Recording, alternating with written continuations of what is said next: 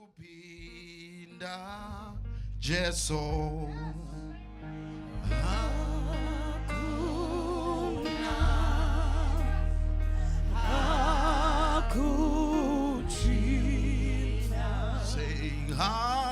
hakuna sita kupinda Jesu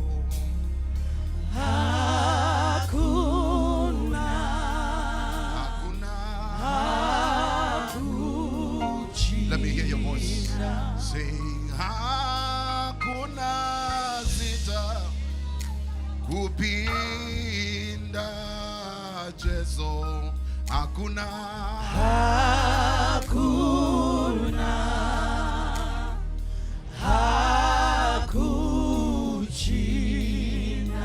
oh hakuna muwe anoraba moyo hakuna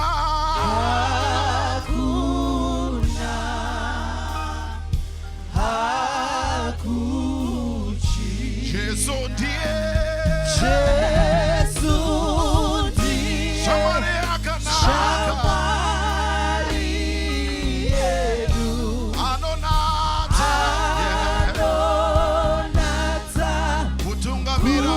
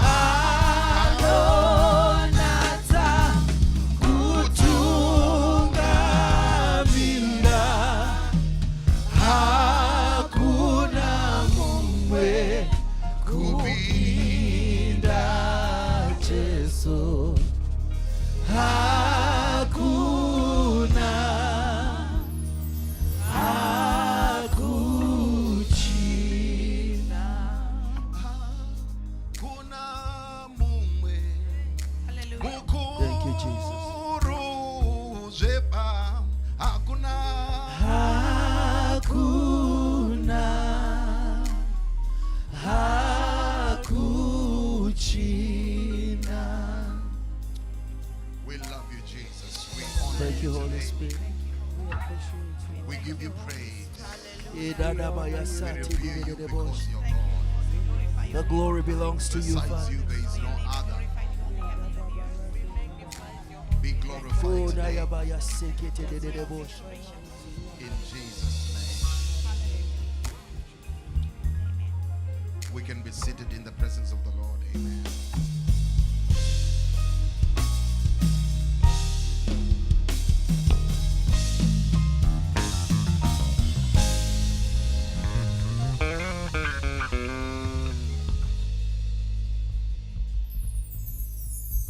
Greetings to all of you in the name of our soon coming King Jesus. Amen.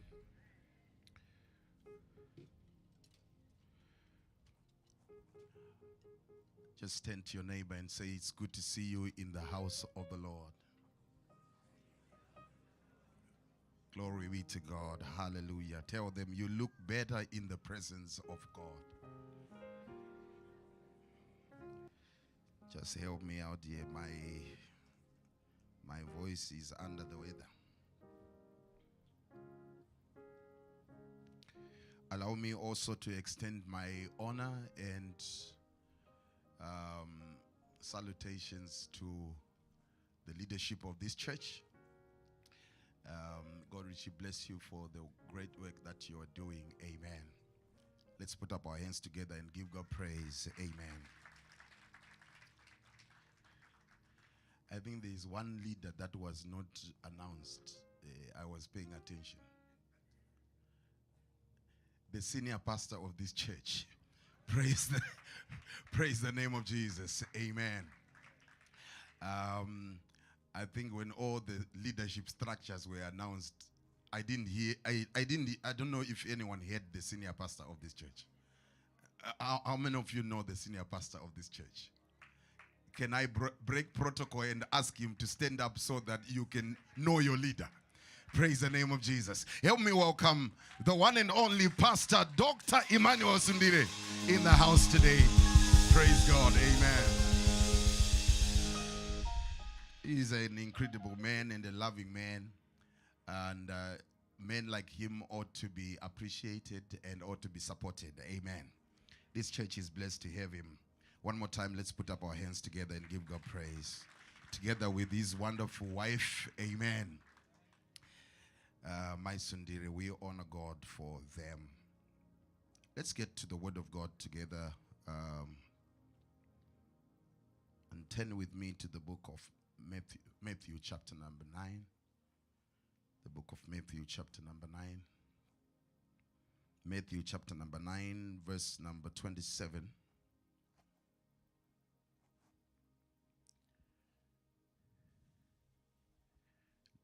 Do we have anyone who can read for us Matthew chapter number 9, verse number 27, New International Version, 27 through 30?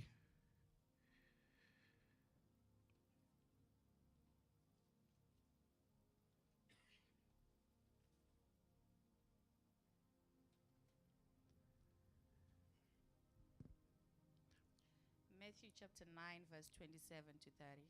Mm-hmm. Jesus heals the blind and the mute. As Jesus went on from there, 2 blind men followed him, calling out, "Have mercy on us, Son of David." When he had gone indoors, the blind men came to him, and he asked them, "Do you believe that I am able to do this?" "Yes, Lord," they replied. Verse 29. Then he touched their eyes and said, "According to your faith, let it be done to you." And their sight was restored. Jesus warned them sternly, "See that no one knows about this." Verse 31. But they went out and spread the news about him all over that region. Praise God. May God bless the reading of his word this morning. Amen. Father, in the name of Jesus, today we appreciate you. We love you back, knowing fully well that you loved us first. We thank you for the opportunity to choose you because you chose us first. We thank you for the opportunity to have you as our God and to have you as our Father. Today we pray for an incremental revelation of who you are to us and who we are in you. To know you is eternal life, and today we pray that your word may come alive and give us life. Speak into circumstances of our life that need you to address and change, that we may be aligned and conformed to the image of your only begotten Son, Jesus, that at the end of the day, we may be the sons that you have ordained us to become. So help us, God. In Jesus' name, amen.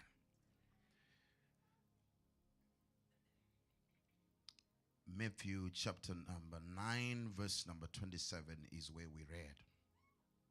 And I will use as a subject, as a subtitle in our time together, the title, It's Not Too Late. Turn to somebody and say, it's not too late. Look at somebody right in their face and say, it's not too late.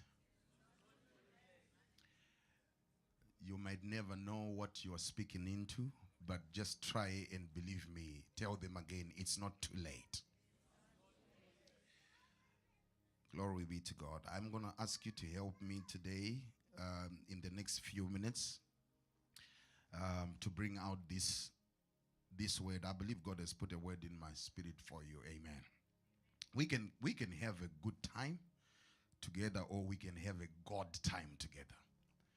But there's something about agreement that produces a sacred moment in God that causes God to do what men cannot do.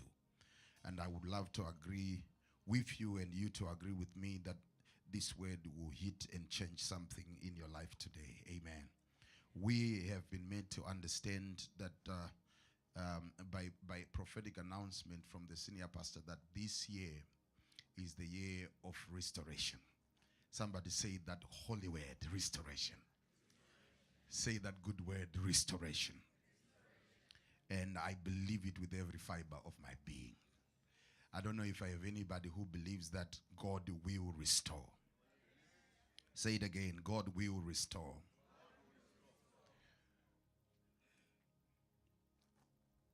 And sometimes if you have gone through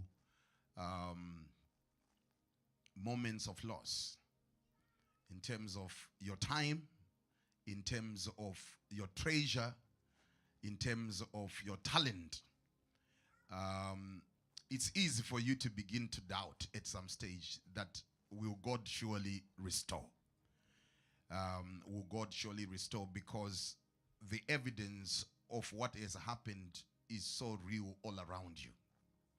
Even when you project into the future, you can't help but to see the continuation of what is. But you see, we are always challenged to believe better. It's difficult to believe different when we consider that it's up to us.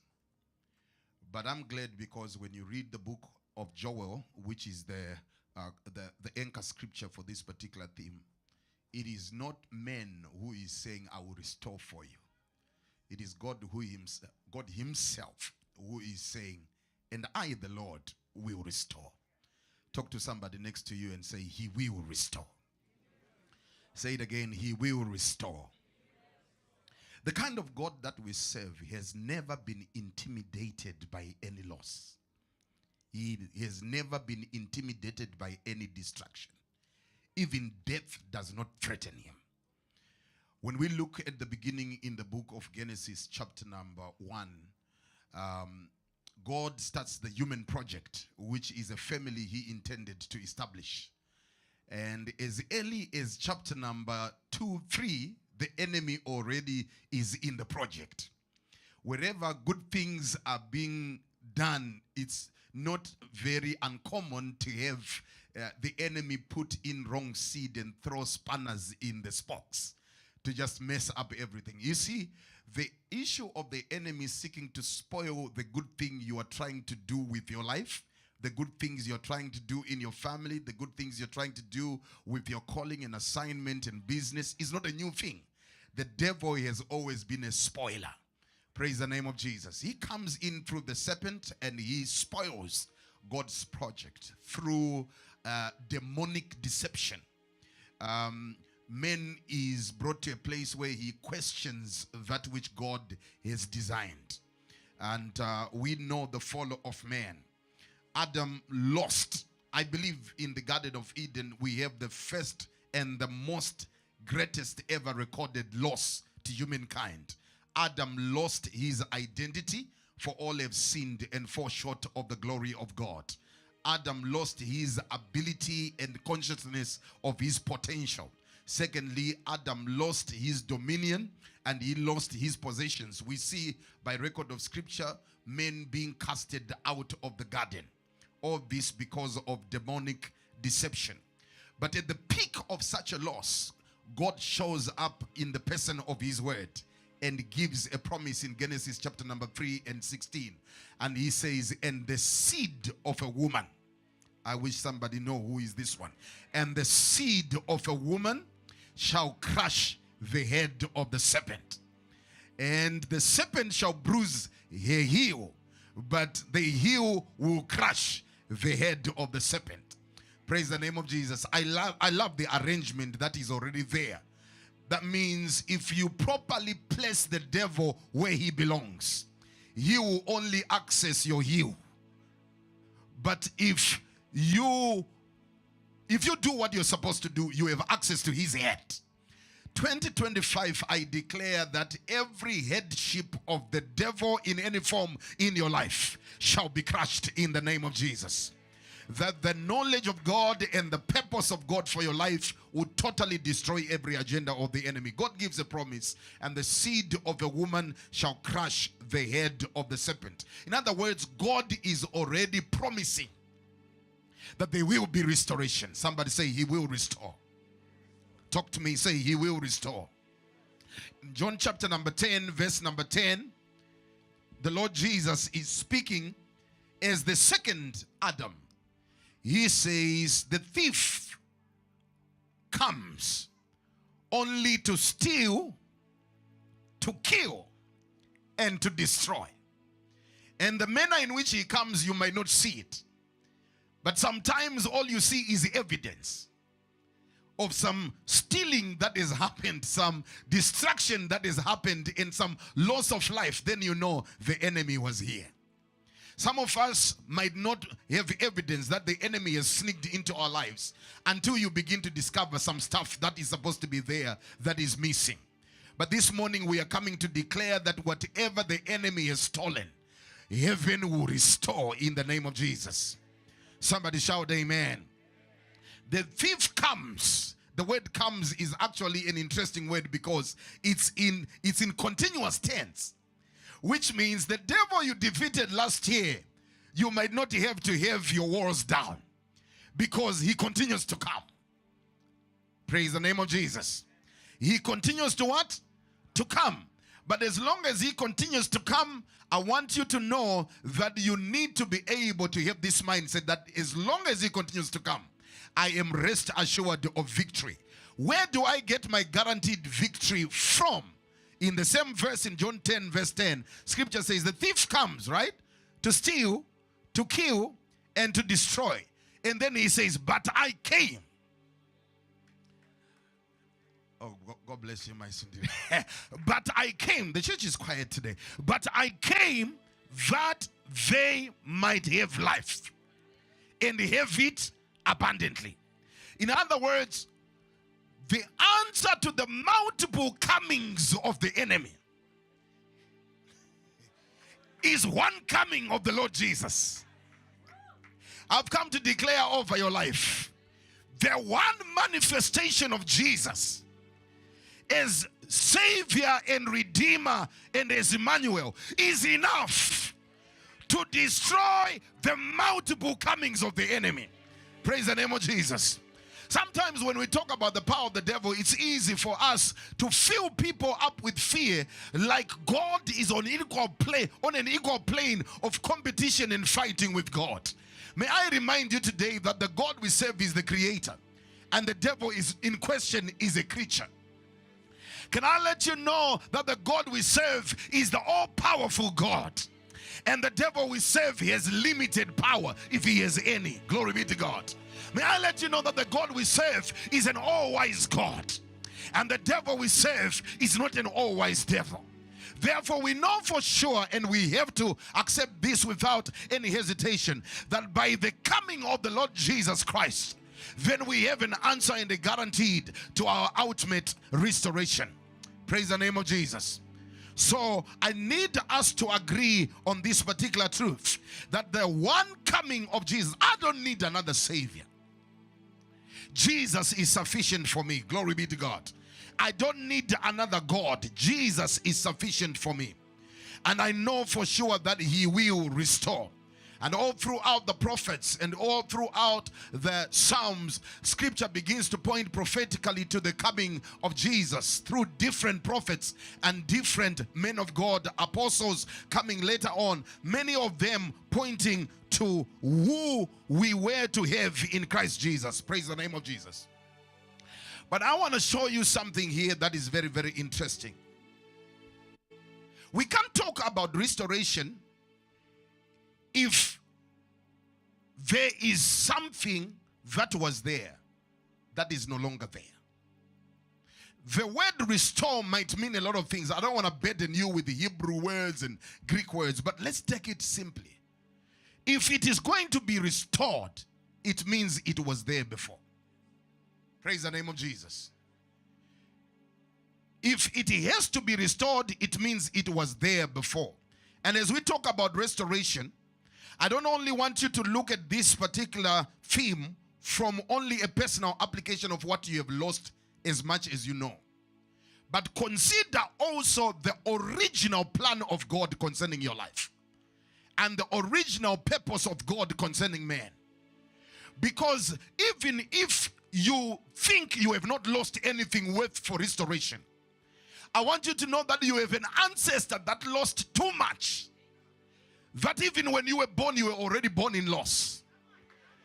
And as we talk about restoration in 2025, some of us are believing not only for a restoration of what I had, which I lost, but also a restoration of who I was supposed to be, that I was born not being that person.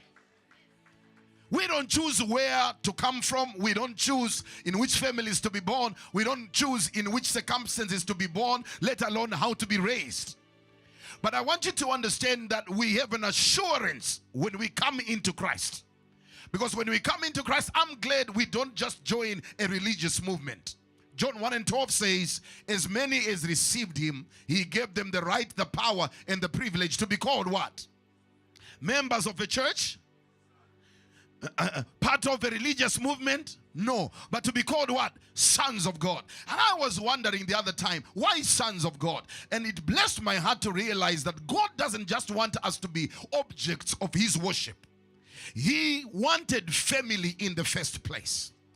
And having been born, some of us in families that might not be maybe the most perfect families, when I come into Christ, I also have an opportunity of a restoration, everything family-wise, that might not have been the best or the ideal of what God has ordained for me. And 2025, we decree and declare a restoration of family as God has ordained it to be.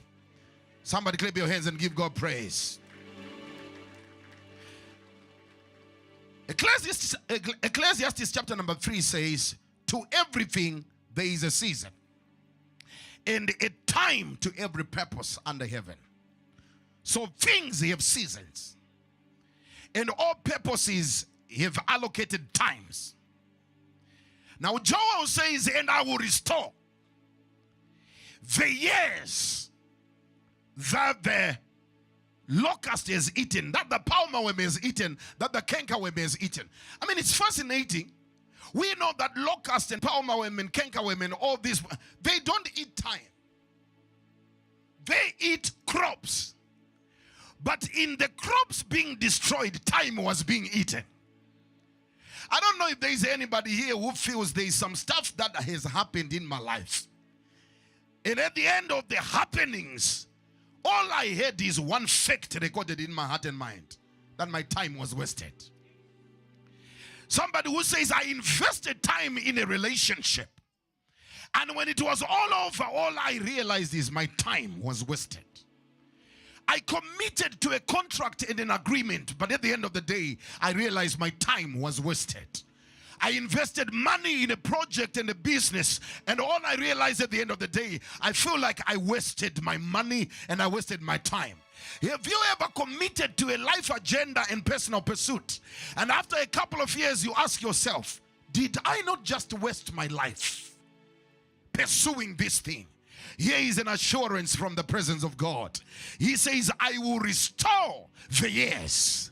Glory be to God. I will restore the years. And I was thinking to myself as I was meditating in the presence of the Holy Spirit, once time is gone, you can't bring it back. The best you can do is to do the most with what you have in the present and plan for maximum use for what is coming in the future. But there is nothing that you can do with time that is already past. And the Holy Spirit dropped this in my heart. He says, you see, ultimate restoration of time will happen this way. To every purpose, there is a time. In other words, if there is something that God has ordained you to do, it has to happen in time. And if you do some things, you are subtracting from the time that you require to have those things achieved and accomplished.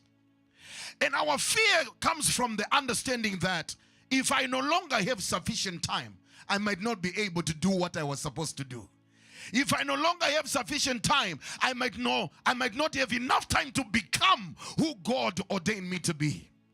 And the Holy Spirit said to me, ultimate restoration can still happen by God still allowing you to come in the fullness of His purpose. Even if you had thought you lost the time you needed to have it done. And the scriptures are littered with evidence that God can still do this. And I can all of a sudden feel drawn to the example of Abraham and Sarah, our father and our mother of faith. The Bible says and records how Abraham and Sarah carried a promise from God 24 years without a child. At that time, closing to 100 years, you begin to doubt, will this happen? I think this is too late. Praise the name of Jesus. But we know that in the 24th year, he had a visitation from the Lord. And God gave him a reassurance that the promise you have been carrying for all these years, it's not too late. This word is targeted for one person in here who says, I have a word that I'm carrying from God. There is a promise where I hooked my life onto that God gave me to me, but I'm anxious now. Do I still have enough time to become who God called me to become? Do I still have enough time to achieve what God called me to achieve? Do I still have time to go where God promised me I'm going to go? God will restore the wasted years. The Bible says in the book of Daniel chapter number 2 and 21, He changes times and seasons. Sometimes when we think it's going to happen is not when it happens. Why? Because sometimes the seasons of our lives are predictable to the enemy of our destiny. And when God wants to preserve that which He wants to do from untimely attack and destruction, He will pull it outside the season you are expecting it. And outside the season, the enemy is expecting it. And when the enemy thinks it's too late, this can no longer happen, God shows up at His time. I've come to assure you, it might be or seem too late, but He is never late. It might seem too late, but He is never late. Somebody say amen. And I've discovered that normally when God does that, whatever comes at the end of time, in extra time, it's not ordinary. I declare over your life, what's gonna come now in this season of restoration, it's not going to be ordinary. If you had it when you expected it, it would have been general, it would have been ordinary. But what God is going to do in this season shall not be ordinary. Praise the name of Jesus. Isaac is born and we know he's not an ordinary child. Praise the name of Jesus. And I'm also reminded of Sarah and of Zechariah and Elizabeth, coming from a genealogy of priesthoods from both sides. They serve God into old age, but they don't have a child. I thought faithfully serving God will exempt you, would actually protect you from some of these disappointments. And consider this. Scripture says children are a gift from the Lord. That means if God does not give the child, no matter what you do, you will never have a child. And how can you serve God, who is the giver of gifts called children, into old age, and He still makes sure you don't have a gift that He alone can give? Sometimes it will look like your life is wasted and time is gone and it's too late. But after 400 years of silence between Malachi and Matthew, God chose a man who believed it was too late. It had fallen for him by lot that he was to enter the Holy of Holies to offer sacrifices for himself and for the people. And the Bible says an angel of the Lord appeared and said to Zechariah, fear not, your prayers have been heard. Elizabeth, your wife, is going to conceive. It's not too late. And Zechariah says, how shall this be? I'm an old man now. These are the facts. God, let's talk facts here. Anybody who has some facts to chew with God? God, come sit here. Let's talk facts. I don't think I still have the energy that I used to have. I don't think I have the money that I used to have. I don't think I have the cloud that I still have. I used to have. God, don't you think it's too late? But God says, Elizabeth, not another. The very one that you were delayed together with. Sometimes our emotions take the best, make the most of us, and they take us for a ride. You know, when you are delayed together with someone, it's easy to feel in our desperation to change things. That maybe if I change who I am with, I will accelerate time and happenings. And God says to Abraham, God says to Zechariah, with Elizabeth, you will still have a child. Now, I was thinking, what is the best reward of a priesthood? If you serve God as a priest, I thought the best thing that could happen is to at least have a connection with the perfect priesthood, which is the priesthood of Jesus. And this man is disappointed. He's doubting, will God do what he said? Now, look at this. After a delayed conception, they give birth to a son, and the prophecy is, he shall come in the spirit and power of Elijah. And we know who John would be. He would be the forerunner of Jesus. And Jesus is the Messiah and the desire of ages. He becomes the perfect priest. Praise the name of Jesus. But now look at this. Jesus testifying of John. He says, of all who are born of a woman, all who are born of a woman, there is nobody who is greater than John. And John is the baby that was born when Zechariah and Elizabeth thought it was too late. What if something greater has been ordained by God to come out of that delay? I decree and declare over your life in the name of Jesus that what is coming later shall be greater. Praise the name of Jesus. And the good news is that your later is now. 2025 is your year and my year of divine restoration. Come on, clap your hands if you believe it. Now, in the portion of scripture where we read, to come into context, I saw something that is quite very interesting. I don't know if it is only me who saw this. And Jesus passed on from there, and two blind men followed him. Somebody say, the blind men. They followed Jesus. Say it again, the blind men followed Jesus. And while they were following Jesus, say it again, the blind men followed Jesus.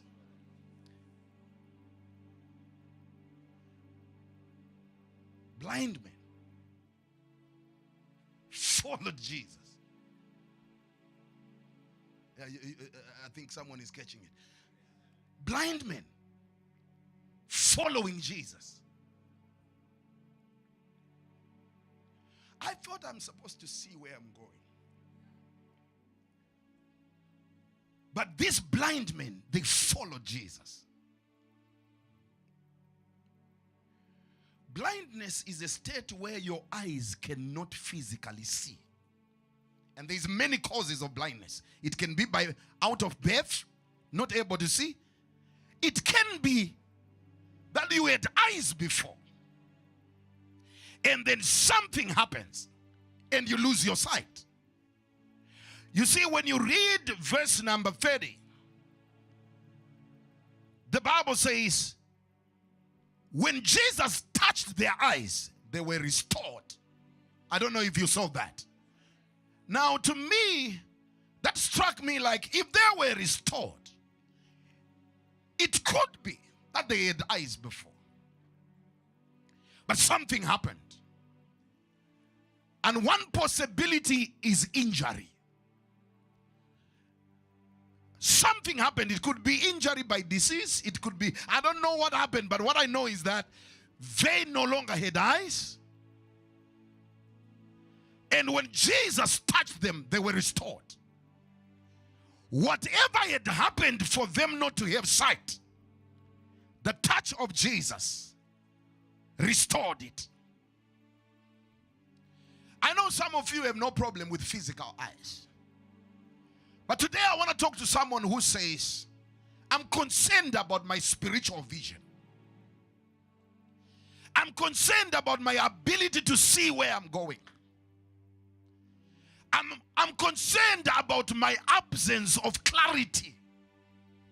I can't see clearly where I'm going. One of the ways we can lose time, or our time and our years can be stolen, is through absence of clarity. If you are to move from here to that end in the night and there are no lights here, there is only a certain amount of speed you can be able to do that. That's why if in driving in the night, your speed has to be extra regulated. Because darkness reduces speed. Darkness increases chances of accidents. Some of you are here spiritually where you can't see clearly where you were going, or see clearly as you used to see, because you were injured.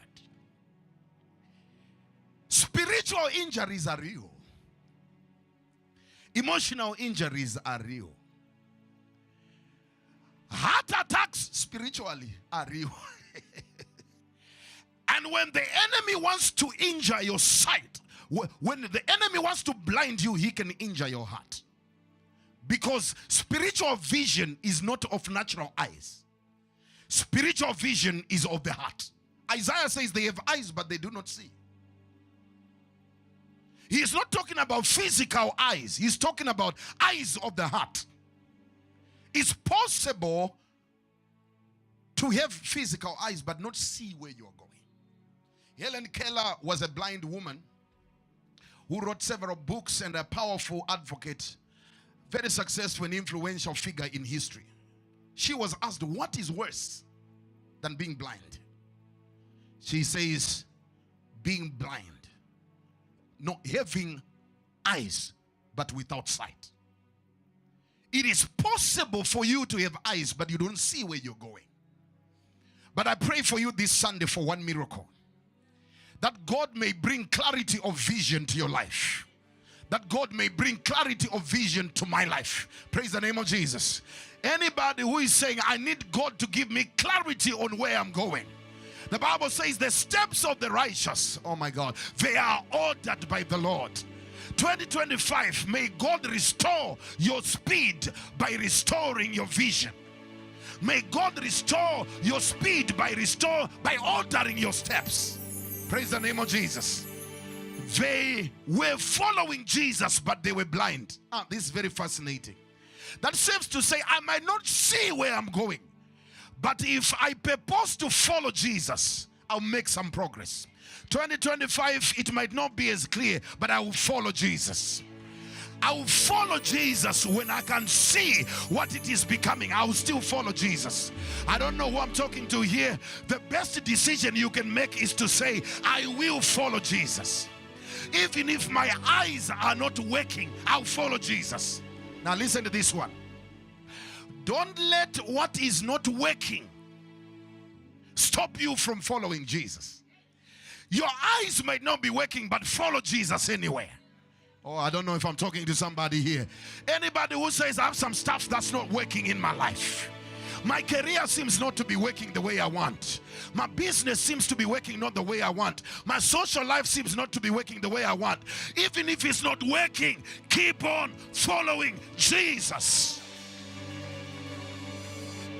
You're trying as hard as you can, but it's not working. Keep on following Jesus.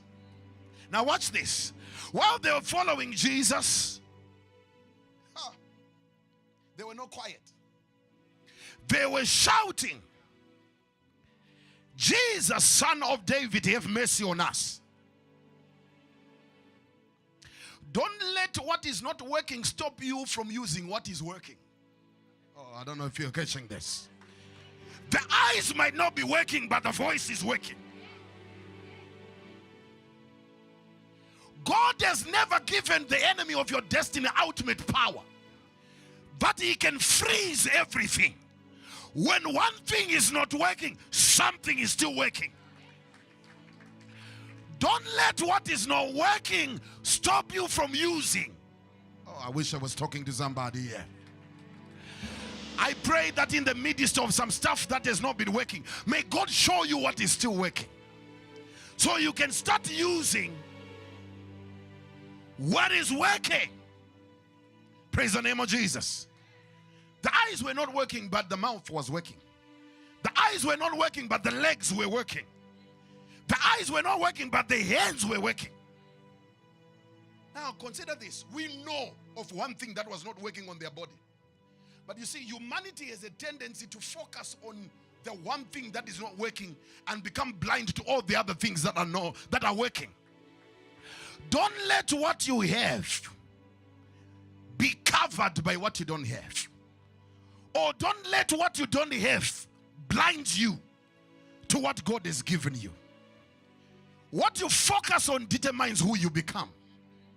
What you focus on determines what you can do. 2025, God is going to restore, and he wants to restore. But he is going to use the little that remains. Oh my good Lord Jesus. I know you're broken. I know you're disappointed. But what remained? When your heart was broken, what remained? Praise the name of Jesus. Use what remained and let God restore you in a very dramatic way. Praise the name of Jesus. They cried out, Jesus, Son of David, have mercy on us. Blind people following Jesus. They did not only follow him in the way, they even followed him into the house. Passionate pursuit of Jesus. Your restoration this year might require a passionate pursuit of Jesus. Glory be to God. What is it that you regard as powerful enough to stop you from pursuing Jesus? Blind as you are, what excuse do you think is powerful enough to rob you of the ultimate joy of what Jesus has for you? The question is not the weight of what is your excuse, but when you balance your excuse and the benefit, what is better? The Bible says concerning Jesus, for the joy that was set before him, he endured the cross. When your present is painful, learn to borrow joy from the future. Oh, I don't know if I'm talking to somebody here. When all you can do in the present is endure, learn to borrow enjoyment from the future. It's painful today, but I know that tomorrow will not be like today. For these momentary afflictions, they cannot be compared to the glory that shall be revealed in us. There is a glory at the end of your story. Praise the name of Jesus. I said there is a glory at the end of your story. Passionately pursue Jesus in 2025. There will be reasons to sit down by the wayside and start begging. After all, you have a qualification to beg. Blindness is a proper qualification to beg. You don't need to hang a certificate for that. Praise the name of Jesus. But pursue Jesus Whether in the street or in the house, I'm going to pursue Jesus. Oh, glory be to God. Now, Jesus, Son of David, have mercy on us. In other words, our restoration is not based on our qualification. We are glad we know you enough to know that you are a merciful God. How much of God do you know? Because the God you know is the God you experience. Some of you are unqualified because you don't know a merciful God. But if you will know him as a merciful God, you will be amazed what you can still be qualified to have restored in your life. Praise the name of Jesus. I want you to understand this one thing. Sometimes we disqualify our restoration because we think God has to give us what he has given others so that we can have what they have. Let me come back again. We think God has to give us what he has given others so that we can have what they have. But I've come to let you know that God can still have you have it without giving you what he has given them. In other words, the output of restoration from God does not require similar input. You might not have what they have to use, but God can still use what you have without giving you what they used. Oh my God, I don't know if somebody's catching this. So sometimes when we don't figure out the process, we disqualify the outcome. I don't think God is going to do it because I didn't go to an A-League school. But who said the process has to guarantee the outcome? With God. Have you not read that with God? All things are possible. I declare 2025, God is going to violate some procedures and some protocols so that he can fulfill his word and restore what he said he's going to restore. Praise the name of Jesus. Jesus. You see, some people's eyes are born there, see. Some people are born without eyes. But it's an encounter with Jesus that balances the equation. When you see them two side by side, you never know who was born blind and who just got their sight restored. I prophesy over your life, there shall not be a difference between your life and the journey you walked and they that were born in luxury. God is about to balance the scales of life. Praise the name of Jesus. I believe that with God, all things are possible. As I begin to land, I want you to catch this one.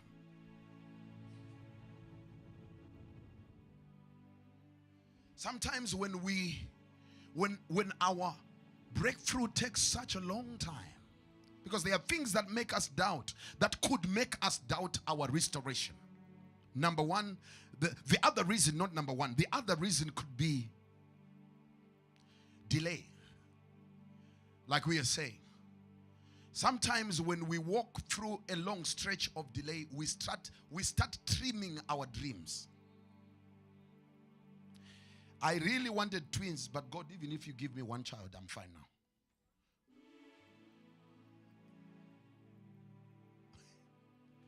I wanted a boy, but God, even a girl is okay.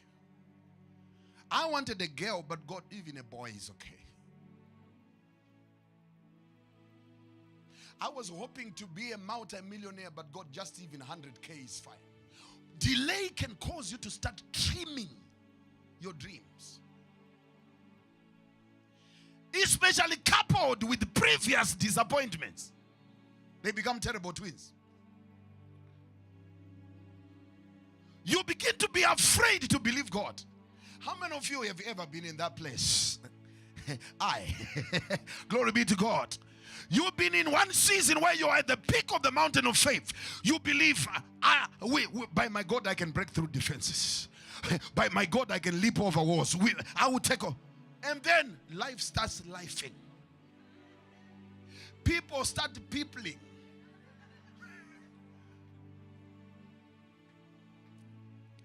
And you begin to say, did I really believe God right? So you start believing God safely. I don't know if you understand what I'm saying. God, I believe you, but in a safe way. Don't believe safely because of previous disappointment. He is a man of his word. He is not the son of man that he should lie. He does not repent at what he has said. It might look late, but he is never late. He will restore. He calls this blind man and he says to them, do you want to be healed? And they indicate to Jesus they were desperate. I'm closing now. Now listen to this. The Bible says he touched their eyes. Somebody say, Jesus, touch me. Say it again, Jesus, touch me. Jesus is many things in dimensions. He is the Savior and the Redeemer. By believing, your sins are forgiven.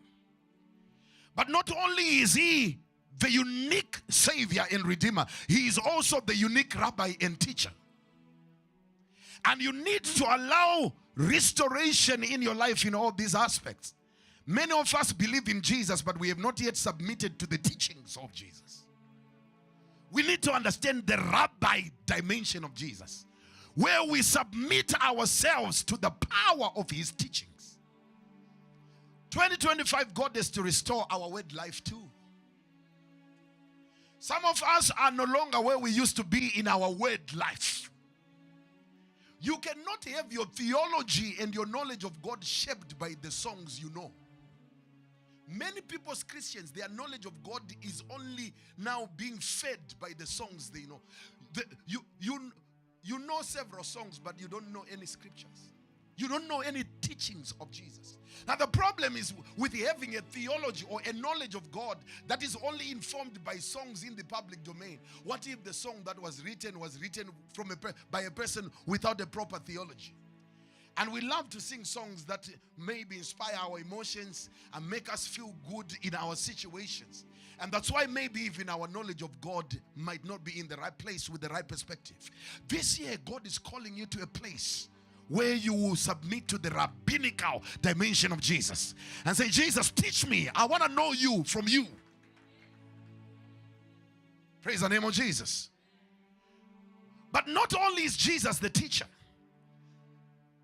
you also need a touching Jesus. I need you to open up your heart and whatever was beginning to affect your vision.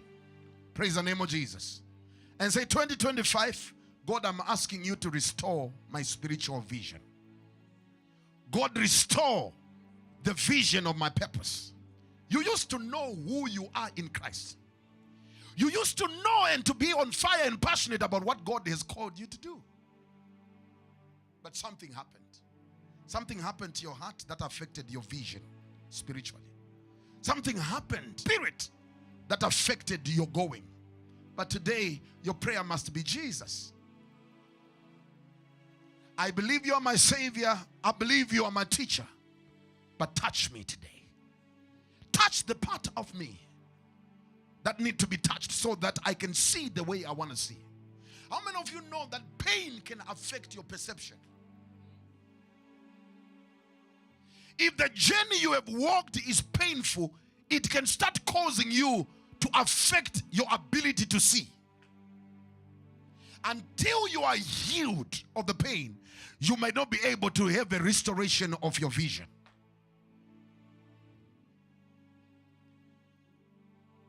Don't reduce your ability to see to the size of your pain. Don't reduce your ability to dream to the dictates of your pain. Entrepreneurship might be painful.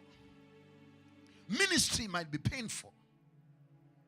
Relationships can be painful, but don't reduce your ability to see what God wants you to see, and doubt your ability to become who God wants you to become because of what your pain is dictating. You are bigger than your pain. There is more to your life than what you have gone through. I don't know who I'm talking to, but I'm fine talking to one person that says, what I went through and the pain that I went through was beginning to affect my ability to dream. Don't downgrade the size of your dream to the level of your pain. If you do well, your pain might actually give amplification to the testimony of your life in this season of restoration. As we come to a close, I'm going to ask the praise team to come. We just want to go before the Lord and say, God, touch me and restore what was lost. Sometimes you never know. Listen. Sometimes you never know what you lost until you meet someone who still have it.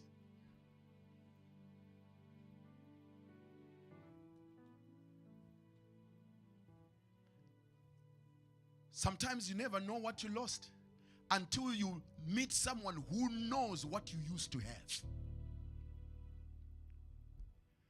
But today we are saying as a church, God, we are altering what we need you to alter. We are placing on the altar what we need you to change. Restoration might require some vulnerability to say, God, I'm not ashamed, but this is me. I'm not afraid of anyone, but this is me. Touch the part of me that only you can touch. Just lift up a sound for us. Let's all rise up on our feet. Oh, touch me now, my Savior. I come. Lift up your hands to thee. Oh, touch me now, my Savior. I come to. Let that be your prayer. Touch me now. Oh, touch me now, my Savior. I come. Lift up that voice. Touch me now. Oh, touch me now, my Savior. Like you alone can.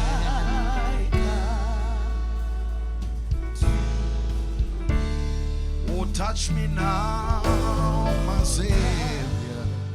Touch me now, my Savior. Restore unto me. I come to thee. Touch me now, my Savior. Oh, touch me now, my Savior. I come to thee. I come to Touch me now, my Savior. Oh, touch me now, my Touch me now, my Savior. I come. If you need prayer, you can just come quickly. Touch me now, my Savior.